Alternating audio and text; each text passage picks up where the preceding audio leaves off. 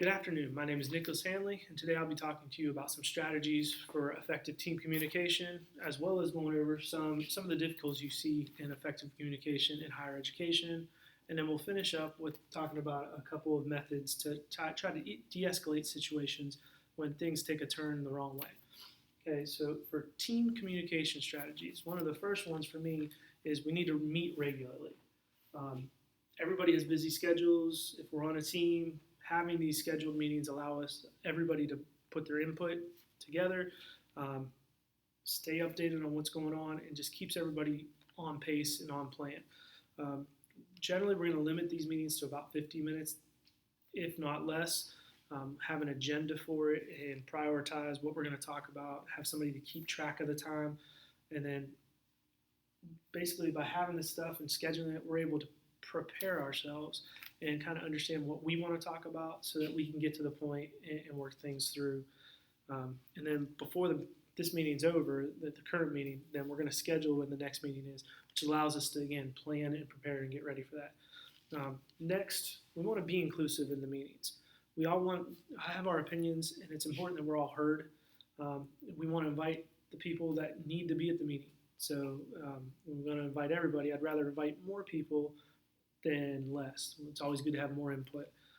Um, in this part, make sure we understand what the communication preferences for each person are. Some people are email people. Other people would rather have a cell phone call or a text. Making sure what they're most comfortable with and trying to use that as best we can. And then there are some programs out there that allow us, or portals that allow us to communicate, because most of the time we're not all in the same geographical location.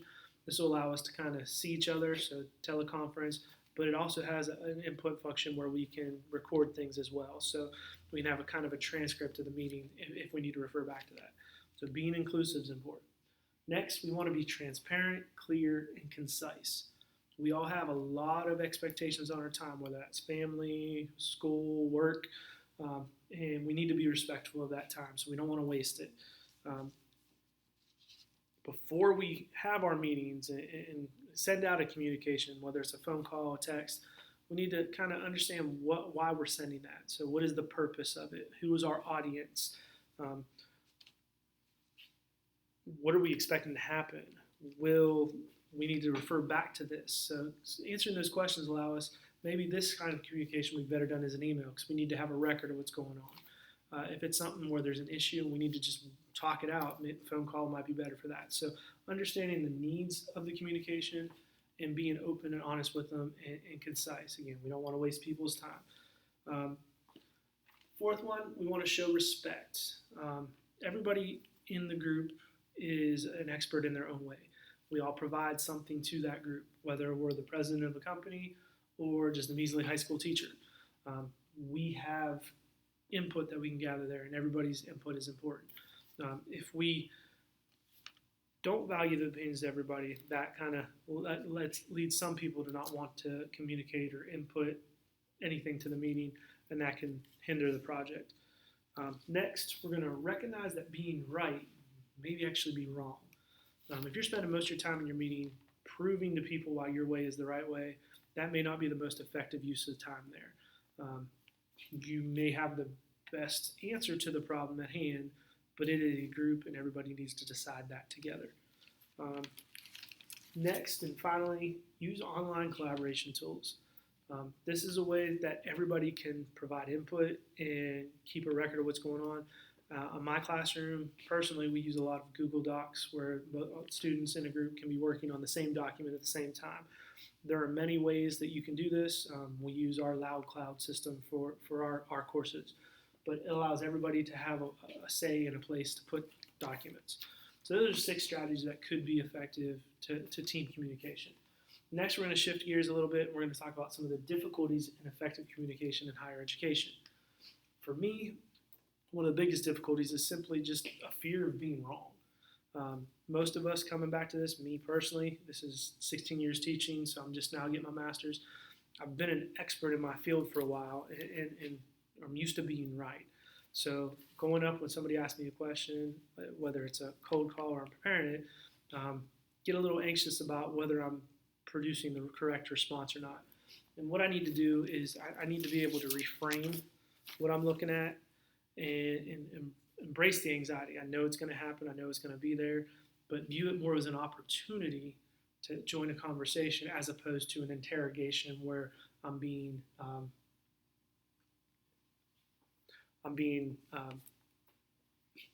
evaluated on what I'm saying and how I'm saying it. So want to remain in the moment, in the present, and it allows you to just react instead of responding. Next, we need to listen to react as opposed to responding. A lot of times when a teacher is asking questions and stuff, you're kind of preloading stuff in your head, going through, making a list of, okay, if they ask me, this is what I'm going to say.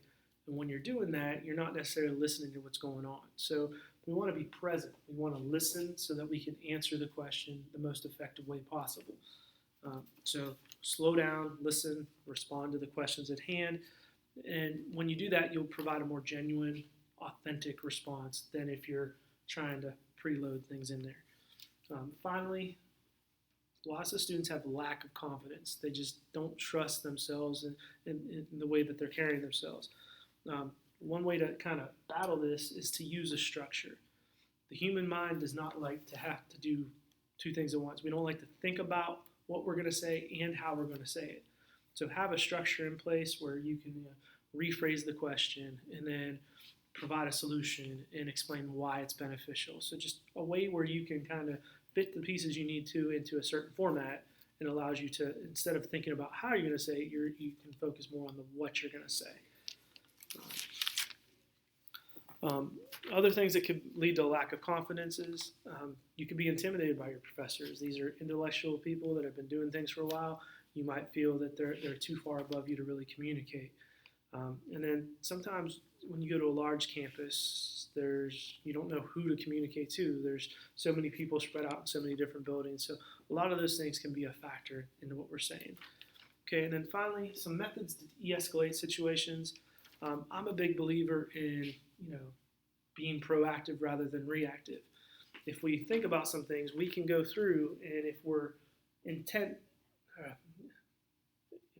on what we're doing, and we go through and we plan things accordingly, whether it's the arrangement of the classroom, the type of lesson we're going through, a lot of the issues that generally arise, you can kind of pre-plan for and kind of be thinking ahead so that you avoid triggers that could cause those reactions or behaviors to happen. So being proactive is a big thing for me. The next is intent and sincerity. Ackerman uses a mnemonic called PRAISE. The P stands for proactive, which is where I got my first one, reinforcement, assess, intent, sincerity, and then empower. I kind of put the intent and sincerity together. When a student has a reaction, there's a reason behind that. Maybe they didn't prepare as well for the test, and instead of blaming themselves, even since they know they didn't do what they needed to, the easiest person to blame is the teacher, the professor. So what is the intent behind why the behavior is happening? Trying to find that, figure that out, and then you can generally kind of walk backwards and work with them to get where they need to be. But the sincerity part is important in that too, because if they think you're just prying, they're not likely to open up to you. So let them understand that you're sincere and wanting to help them and be there. All teachers' goal should be to help their students. We want them to be successful. So understanding what their issue is and then being sincere and wanting to help them and get them the support they need is a key to try to de-escalate a situation. So we've gone through our 6 communication strategies to work effectively in a team. We talked about some difficulties in higher education, ineffective communication, and then we finished up with our 2 methods to de-escalate situations. I thank you for your time and hope you enjoyed it.